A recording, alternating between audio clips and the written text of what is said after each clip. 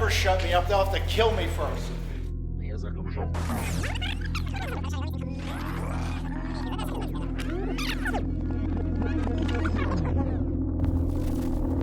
I've spent 10 years or so meeting people who are active in populist movements. When we published a book on national populism in 2018, one of the people that I was always interested in was Steve Bannon because of his very visible influence over President Trump.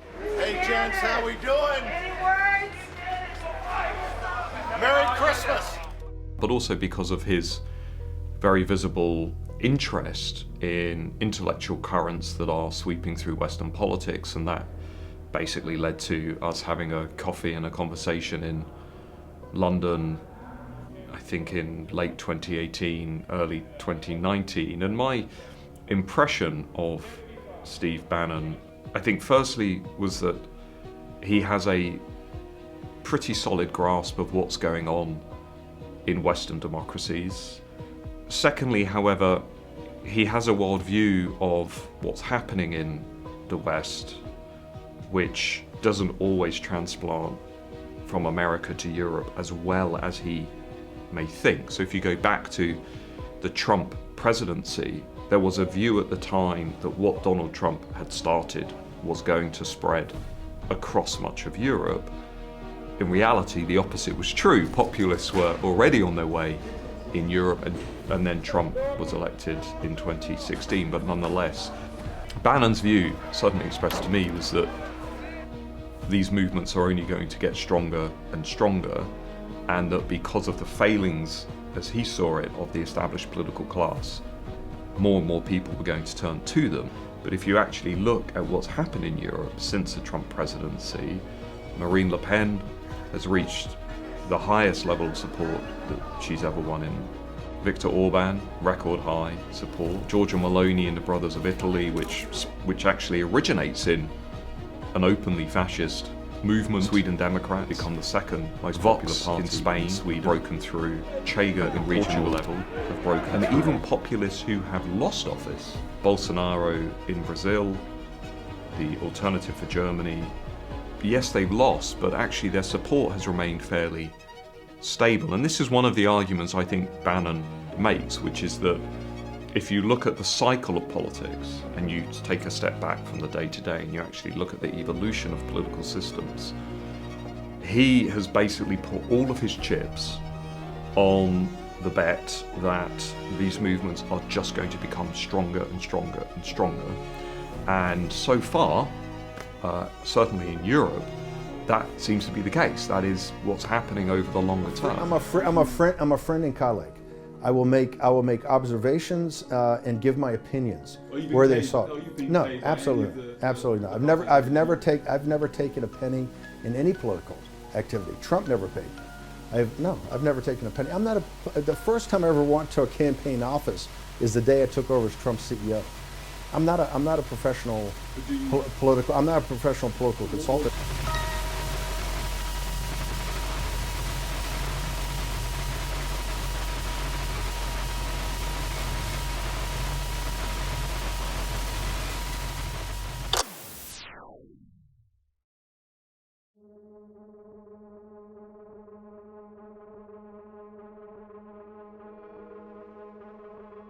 For someone like Bannon, he sees an establishment, he sees an administrative state, he sees these old Republicans, the Ryan Republicans, the old establishment Republicans, and these are like entrenched interests, which, how do you fight that? How do you bring change to America in the face of these entrenched interests? Well, you blow them up. And once you've blown them up, then you could introduce your version. But the blowing up was very important, because without the blowing up, there is no Bannon-style change. It's always worth remembering in politics that movements that have an enormous impact tend to be led by a very small number of people, but those people tend to be highly committed, very radical, completely sure of themselves. They have a very strong belief in themselves, a very powerful sense of agency, that they are at the frontier of history and that they're shaping and cultivating these currents that are sweeping through politics. And I think Steve Bannon is one of those people. I think he clearly sees himself as part of the vanguard who is able to shape and influence mass opinion on some of these issues. And looking back over the last 6-7 years since the Trump presidency, he and Trump clearly did that. Bannon's only a Republican because you've got to be one or the other in order to take power in America. You know, Trump and Bannon, they're not real Republicans.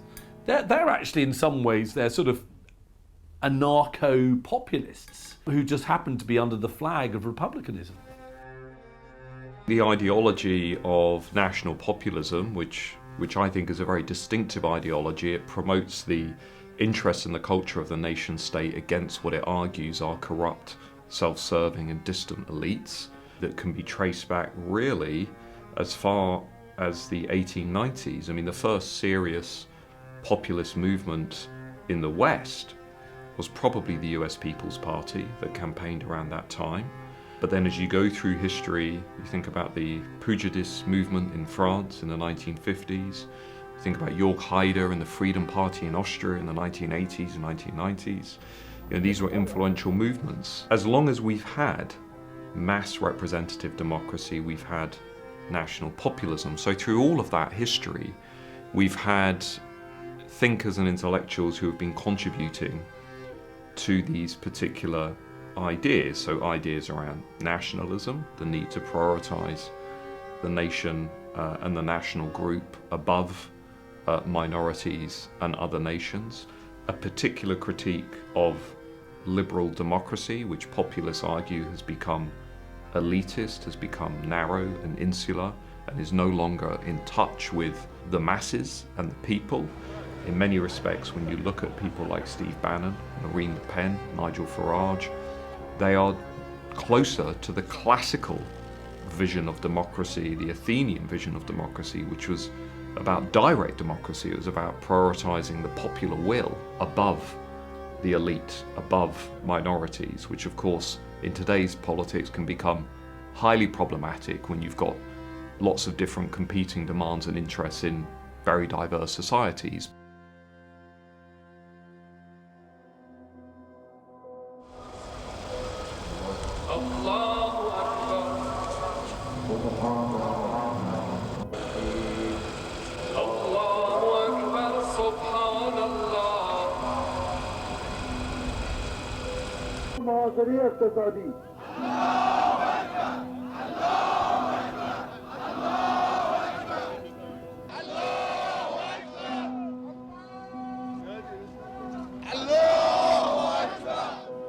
People's political ideology can come from any variety of sources. In many instances, it comes from our parents. Many people vote the same way as their parents. Or some people witness events that makes them look at the world in a new way.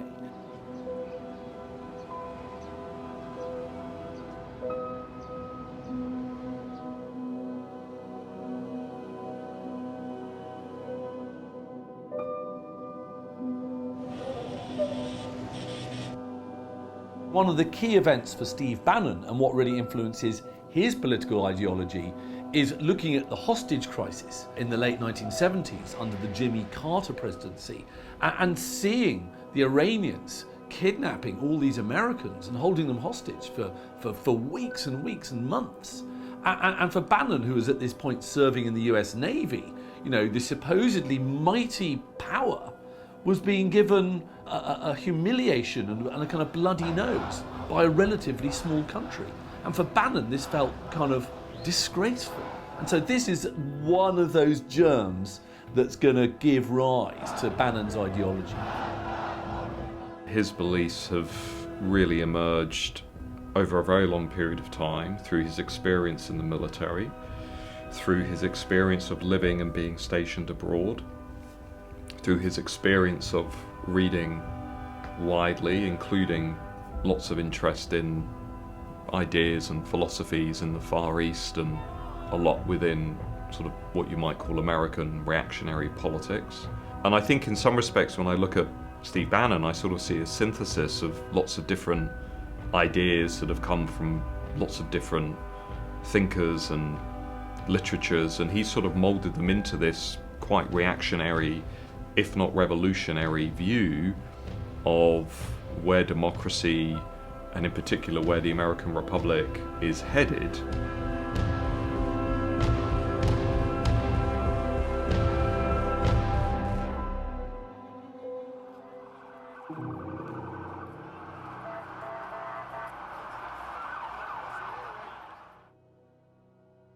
When Bannon was in the Navy, he kept something very, very quiet.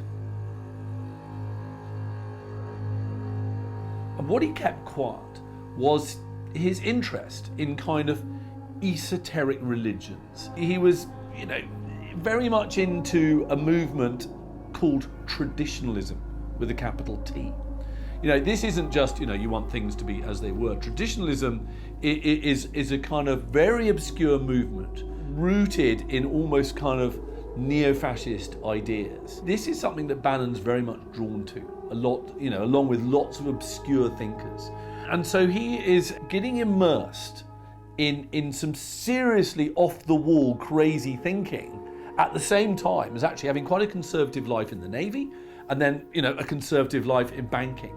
So he's got these two sides to him. He's got the money-making side, the kind of heavy drinking, getting divorced side, and then he's got this side that's into kind of mysticism, really esoteric, weird stuff. Why? Because it shows that he is not thinking in regular political terms about, how's that policy going to go down with the people. He is looking at politics as a way of destroying a system. He's not a conservative in the sense he wants to keep the institutions. He thinks America's institutions are broken. So, he is a destructive force. And all that esotericism and mysticism, it makes him see everything in kind of mystical terms rather than relatively simple political terms. He's also clearly influenced by this idea that human civilization and political development tends to go in cycles. And I think he genuinely believes that we're approaching the end of a particular cycle that will bring about some kind of large-scale clash or conflict. And this is a critical point when it comes to populists and people like Steve Bannon. Declinism, the belief that Western civilization is not just stagnating, but is decaying and declining, and that have projected this very clear belief that strong men are needed in order to rally the masses and bring forward this new man who can save the nation from this imminent collapse. That idea is incredibly potent and powerful and has played a very significant role, I think, in the evolution of politics on the right for 100 years or more. One of the hallmarks of populism and this whole idea of national populism is this imagined past that's perfect. And that is what populism wants to go back to. A lot of people think, things were better back then at its most simplest. And they have this idea that at some point in history, their country was perfect. It's an imaginary state. As a historian, I know that the world has never been perfect. No one country has ever been in a state of perfect bliss. Yet to the populist movement, there was a time. But ask them, okay, which year was everything perfect? And I will tell you during that year, bad things happened to your country. So in many ways, it's complete junk.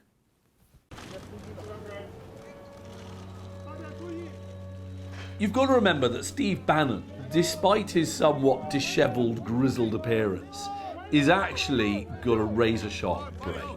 Okay, he's not stupid. This is a man with lots of degrees, including an MBA from Harvard Business School. Stupid people do not get MBAs from Harvard Business School. The Graduate School of Business Administration has, for 40 years, been training men professionally for responsibilities in business leadership. This is a man who ends up working for the financial powerhouse that is Goldman Sachs in mergers and acquisitions. and starts to make a hell of a lot of money. And he's really smart. He's a real workaholic.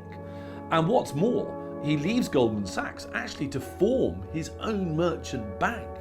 Okay, that requires an enormous amount of drive, energy, foresight, and he makes a lot of money investing in media. And he is looking ahead at which direction, media is going and making a lot of money. He even invests in the hit series Seinfeld. So, every time there's a kind of rerun of a Seinfeld, Steve Bannon gets a little bit of money and gets that little bit richer. All right, fine. You want to see it? I want to see it. Okay. Yeah, check that out. Whoa. This is unbelievable. I told you.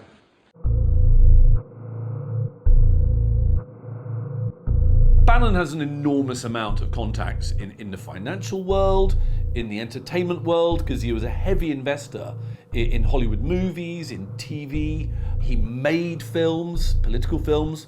Citizens of the world, we are anonymous. I say take the FBI, the CIA, Homeland Security, go back to hell where your fucking guns came from. Cameras caught evidence of drug use and paraphernalia. Like you have hippies in the Vogue that actually take acid every day. Hey, asshole! This woman who didn't. Bannon's films are designed to shock in some ways. He's wanting to wake people up, in his view. He has got these sort of kind of lurid graphic scenes, there's explosions, it's a violent kind of mishmash. And I got some bad news for you. This wasn't an accident. The entire global financial system would melt down. We would stimulate the economy. You know why? Because we'd go out and pay off bills, pay off tax debts, create jobs, and buy stuff that we need. What Bannon's against is this whole idea of globalism, this whole idea that, the world's now super connected. What Bannon wants to do is to return to a time in which the nation state is primary. That's why he's a nationalist. He thinks that the nation is the perfect expression of human society, and that's what we should stick to, and we shouldn't get more global. So he hates federalism, he hates the EU, he hates the federal United States. He prefers the states themselves to be just that, separate states. I can think of two words right now that scare liberals. President Palin.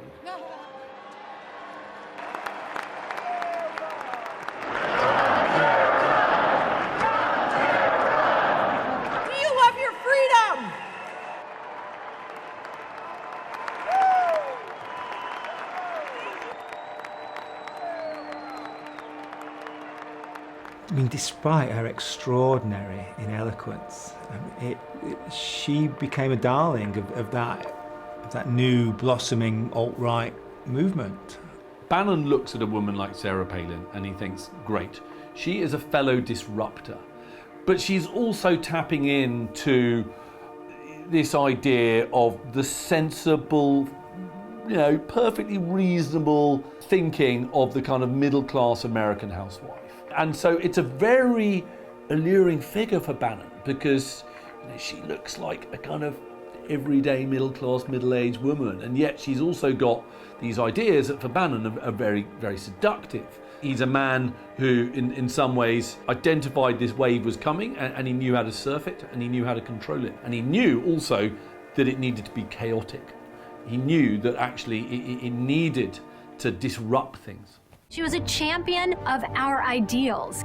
I don't give a damn if the phony intelligentsia like it or not. The liberal media don't matter to me. Republican establishment don't matter to me. To hell with the establishment, because the establishment has put us in this position in the first place.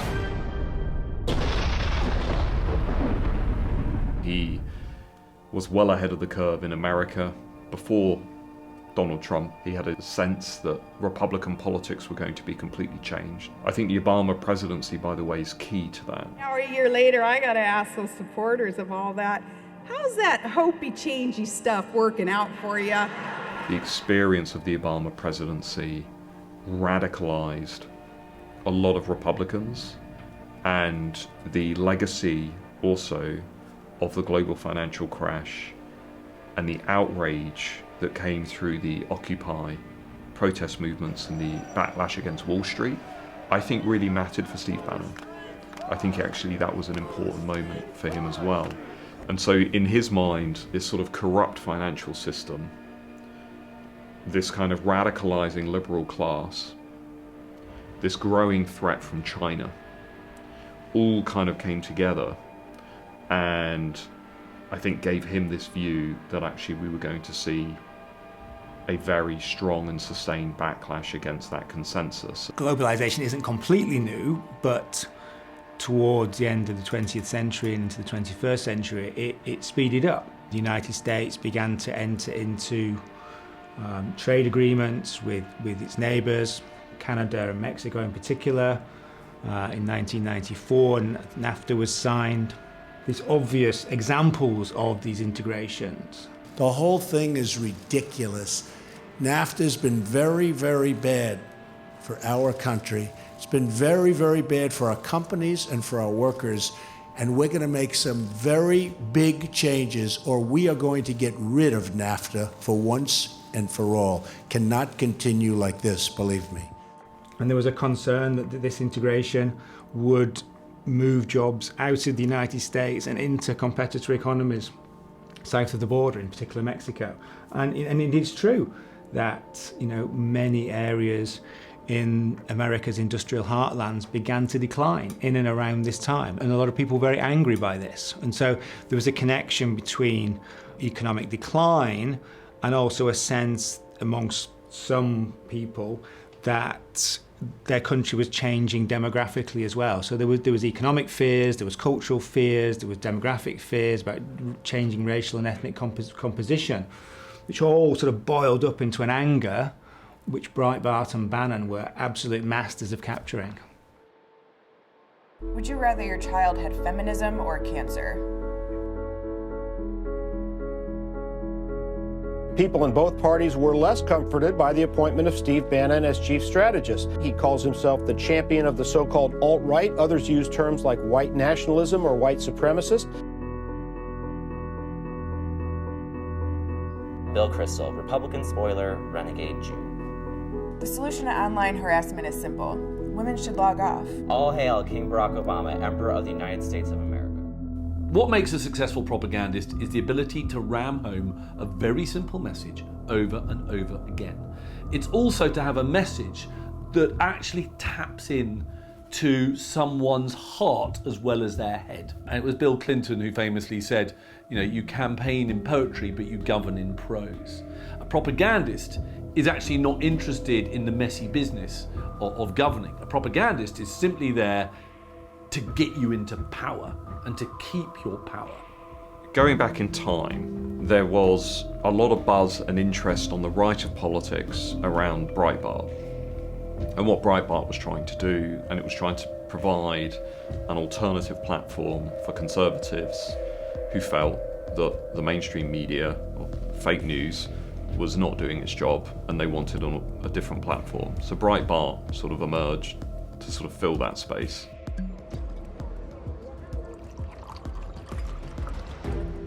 It was the centre of Breitbart world and Bannon world. Bannon actually used to live there. He didn't have a home. He crashed in the company offices. There was always, you know, parties and influential people going in and out, and it was for a while the centre of conservative politics. Individuals that were working with Steve Bannon and indeed Bannon himself clearly began to have quite a strong impact on the debate in America.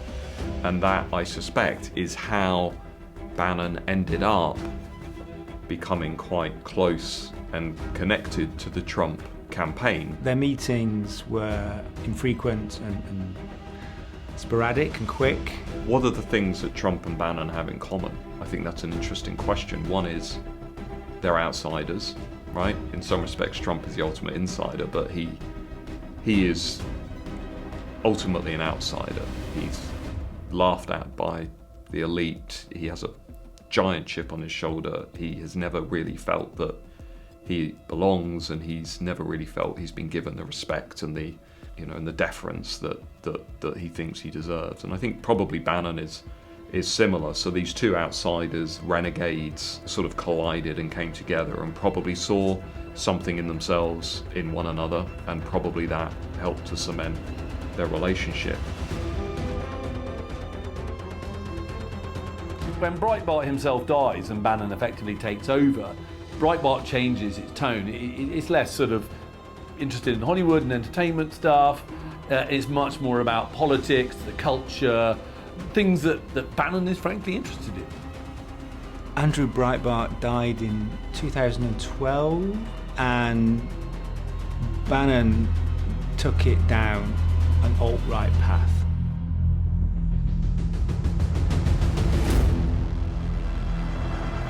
There are lots of different readers of Breitbart, but what they all are is united by this idea that the American state and the way Western states exist is no longer tolerable. They all think that there should be some form of revolution. I am officially running for President of the United States, and we are going to make our country great again.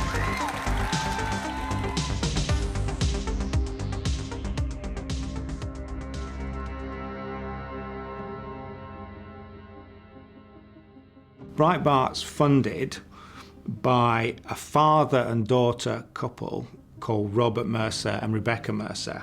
And Robert Mercer made billions. He's a true billionaire, not a fake billionaire like Trump. He made billions in finance, and he's used a proportion of this money to fund lots of sort of conservative groups and alt-right groups. And so he was basically bankrolling Breitbart, and Bannon, who'd always attached himself to rich men, was just sort of beholden in some senses to Robert Mercer and his daughter Rebecca Mercer for their funding. I'm the messenger. I'm just really the messenger. Although I've been a very good messenger, let's face it, right? Mid-2016, Trump's campaign is in trouble. It looks very much like Trump is going to lose. You know, he's 10, 12, 15 points down in lots of polls against Hillary Clinton. He sacks his campaign manager, Paul Manafort, but he doesn't have anyone to replace him. He approaches an old friend called Roger Ailes, who used to run Fox News, a well-known figure on the conservative right. Ailes turns Trump down, probably for very good reason, because he thinks Trump's going to lose and he sees no good in being attached to a losing campaign. But the Mercers make a move, and they persuade Trump to appoint Steve Bannon as his campaign manager in August 2016. Republican Donald Trump is overhauling his campaign again. Overnight, we learned Trump is bringing in Breitbart News' Steve Bannon as a campaign CEO and promoting one of his pollsters to campaign manager. The move comes just 82 days before the election and represents Trump's second campaign shakeup in 2 months. Trump thinks he's going to lose, thinks it doesn't really matter who comes on board. You know, he wasn't in it to win it, he was in it for the publicity. You know, this was about his brand, this was about Trump not really becoming president of the United States. So he agrees. And that's how Bannon comes on board to Trump's campaign in August 2016. It's that connection between the Mercers funding Breitbart and they're in with the Trump campaign.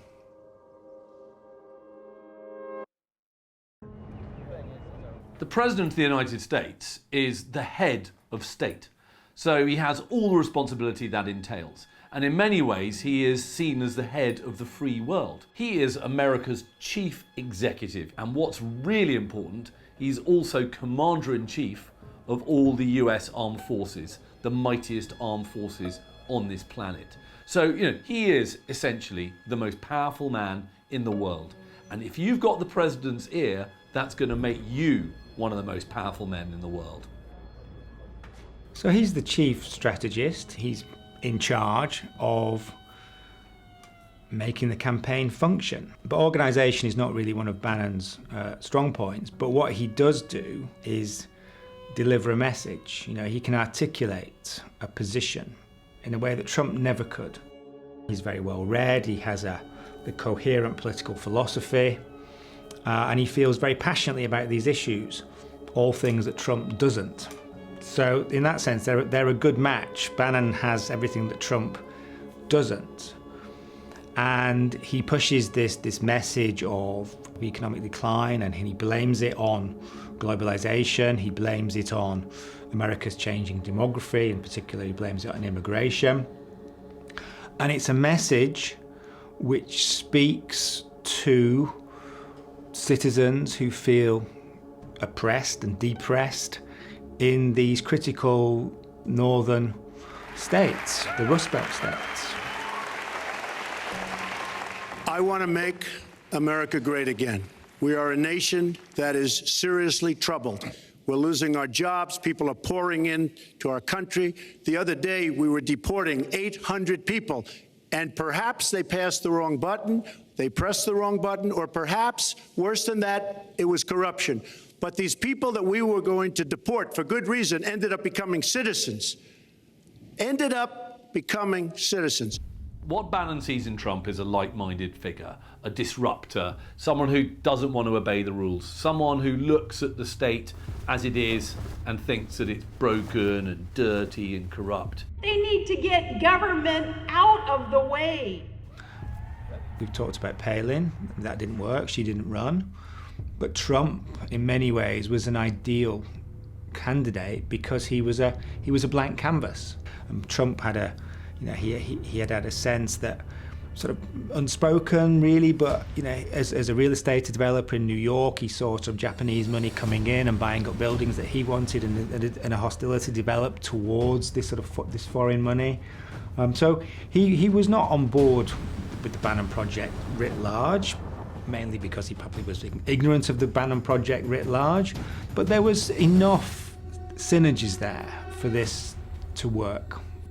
Trump really became a master of the big set pieces, the big rallies, the arenas, using charisma, using new media, alternative media, and being completely willing and enthusiastic to attack established media. In some respects, it was a fusion of the old and the new. And in 2016, for lots of reasons we now know, he did understand mass psychology and he did outflank much of the elite. This is a historic night.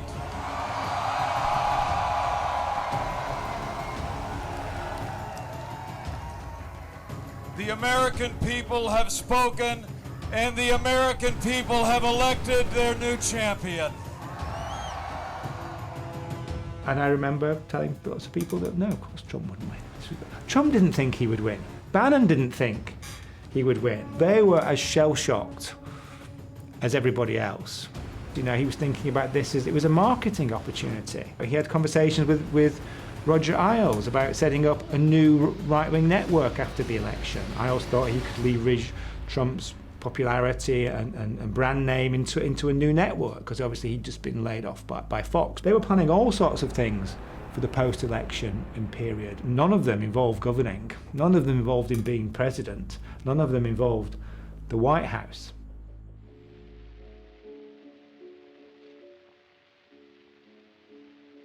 It doesn't really matter in a sense, was it Bannon or not? What matters is that Bannon thought it was him, and that for a while at least Trump thought it was Bannon, and he was prepared on the back of that to give Bannon this great power in the White House. Bannon became a sort of Svengali figure. It's the perception that matters here as much as the reality. Key players perceived it to be the case that Bannon had won it.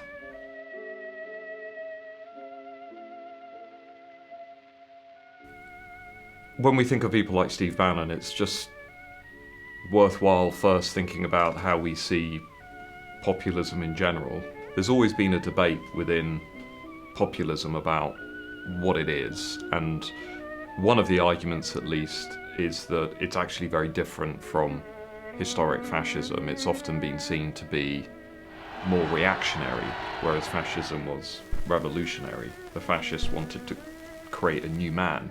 They wanted to completely do away with democracy, completely do away with liberalism, completely do away with capitalism. It was a forward-looking, very revolutionary ideology. Populism, it's often argued, is not like that. Populism, it's argued, is reactionary. It looks back, it's nostalgic, it's not really interested in the future. It's more interested in returning to this idealized past before modernity, globalization, mass immigration undermined the nation state.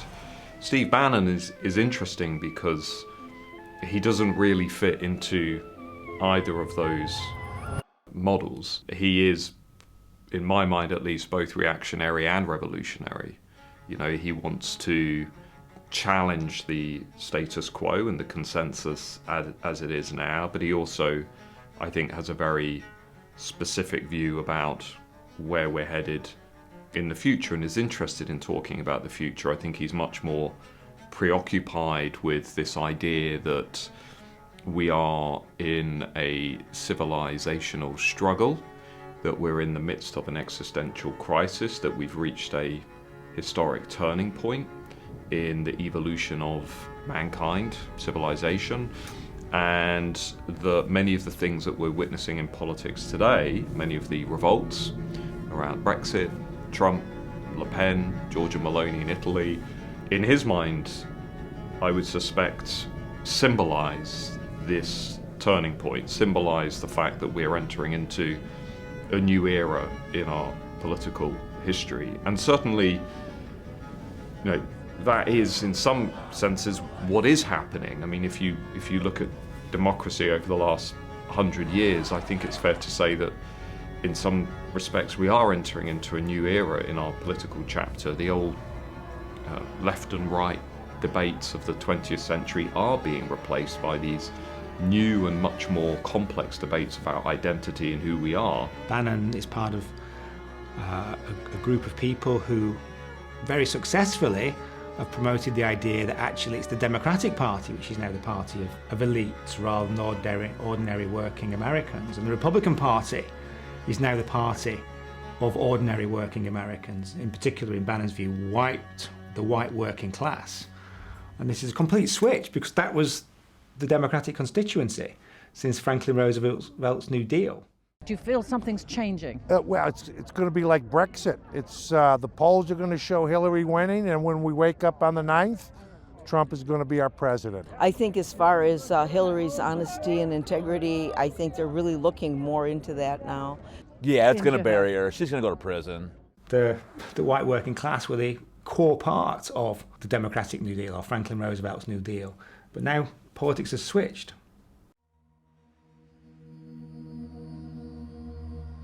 Bannon then joined him on his staff as an advisor, a very key advisor. And what Bannon's there to do is to say to Trump, this is the direction of travel. These are the type of policies that we should bring about. You know, you have this mandate to sort of create chaos, if you like, to sort of overturn the system, to look at everything afresh, not to obey the normal rules of politics and diplomacy. Bannon hadn't worked in politics until a few months before. His first job in politics was as Trump's campaign manager. And a few months later, they're in the White House. So it was chaos because of a lack of experience, on the one hand. It was chaotic also because the key principles were at war with each other. We have Steve Bannon, we have Jared Kushner, who doesn't really have a formal role, but he's a member of the family, and he's absolutely a key player in all this. We have his daughter, Ivanka, and we also have at the beginning Reince Priebus, who's allegedly, formally, his chief of staff. And they just fight and fight and fight. There was no steerage from the president. The president must set the tone, the president must set the direction, and only then can people like the chief of staff manage the White House. But in Trump's White House, the chief of staff spent most of his time managing the president, when he should have been managing down. And then we've got bomb throwers like Bannon in there, making it all so much worse.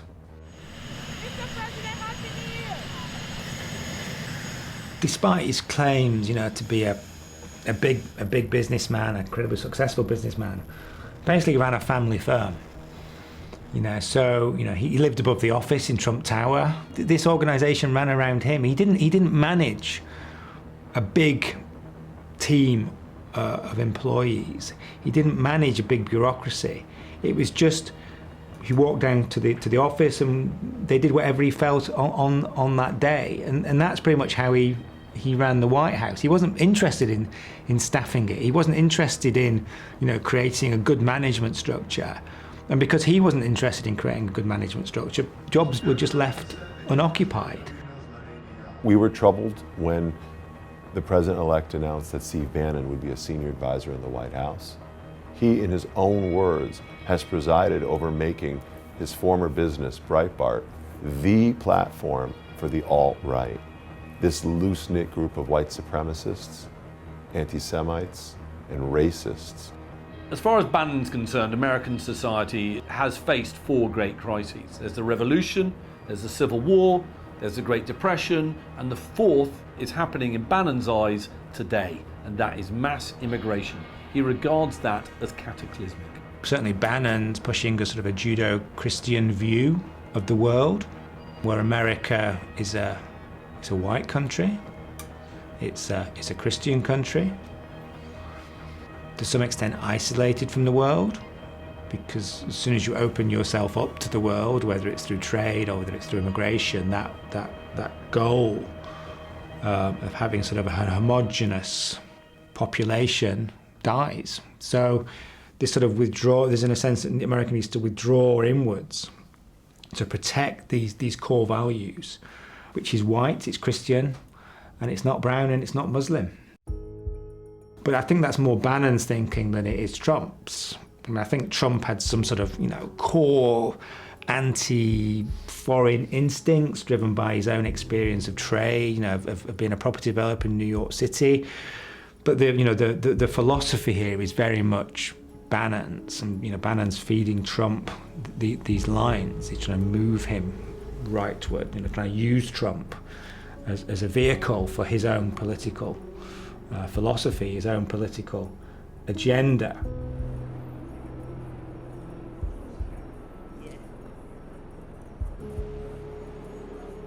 It's very difficult to get things done via the congressional route. So presidents often instead use their executive power, the power to execute the law. So they can't do anything which is against the law. They can't go against laws that have been passed by Congress. They can't do anything that's unconstitutional. But within laws passed by Congress and within the confines of the Constitution, they can write executive orders. They can require things to be done. Should I do it? Yeah!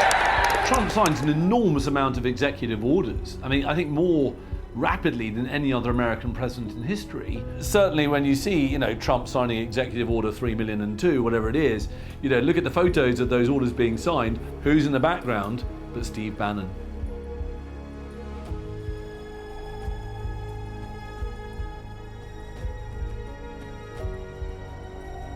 Going back to 9/11, Islam becomes to be seen by some people on the right as a dangerous ideology, as a revolutionary ideology.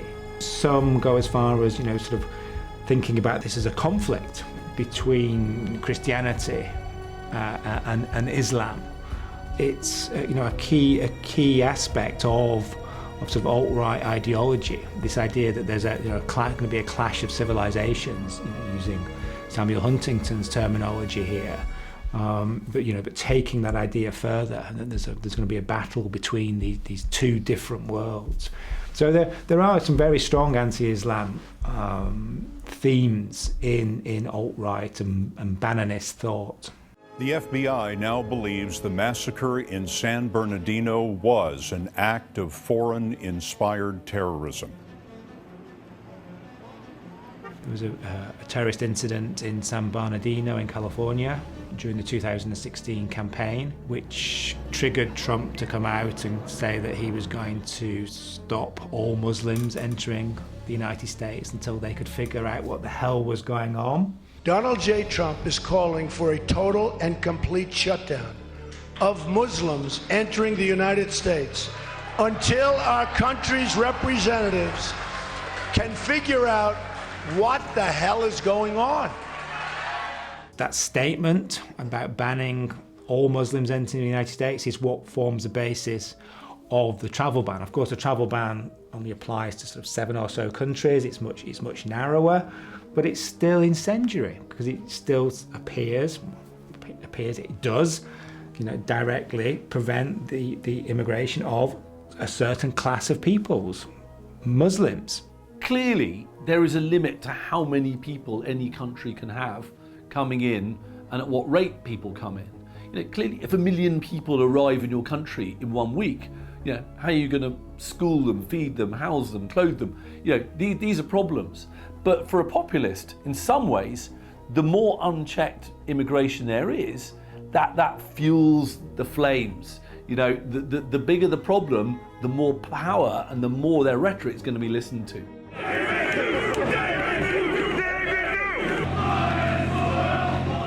Bannon thinks the establishment, the bureaucracy, is the enemy. And so he wants to swerve around these establishment elites who he thinks will undermine or attenuate his project of change. Bannon didn't want to take that route because he thought these were veto points. These would all try to block his proposed policy changes. So essentially, the Muslim travel ban was written at his direction by Stephen Miller at a time when the bureaucrats had all gone home and no one could stop it, and the effect was absolute chaos at the nation's airports. But Bannon indicated that was exactly what he wanted. He wanted it to cause chaos. This is going back to Bannon as a bomb thrower theme, which is very prevalent here. That was Bannon's way. Well, isn't it better now than later?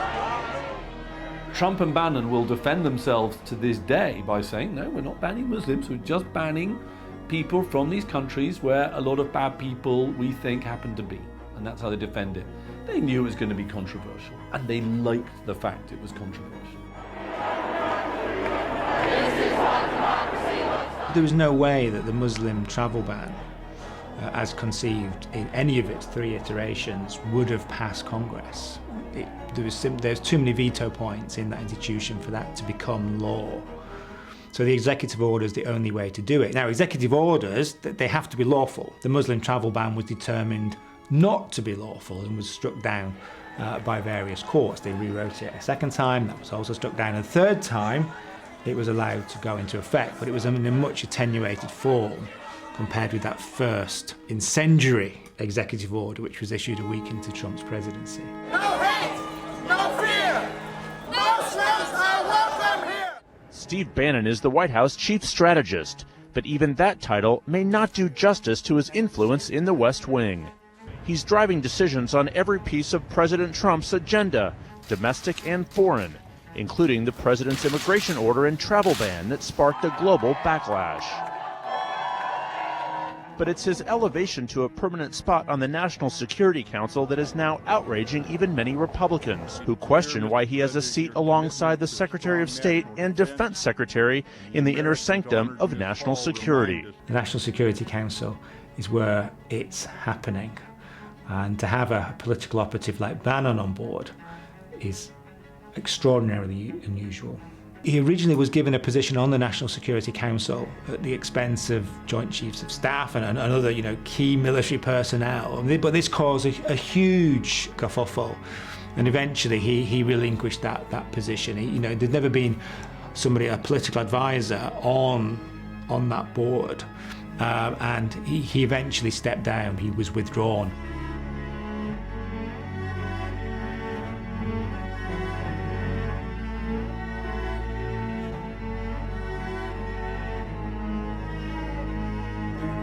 Did you see the Time magazine cover called The Great Manipulator?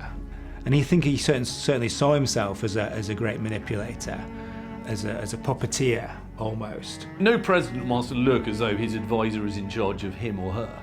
If Bannon's looking too big for his boots, that's only going to end up one way. Trump had to be the main man. He was the strong man. He was the man who was directing the orchestra. He was not a player. but it certainly spoke to Bannon's view that he was somehow in charge, that he was manipulating things, that he was, the man behind the scenes. And Bannon loved that. Bannon loved the idea that he was really in charge. And he was certainly very influential. Don't get me wrong, he was very, very influential, but he wasn't in charge. And that was the slide, which ultimately resulted in his resignation a few months later.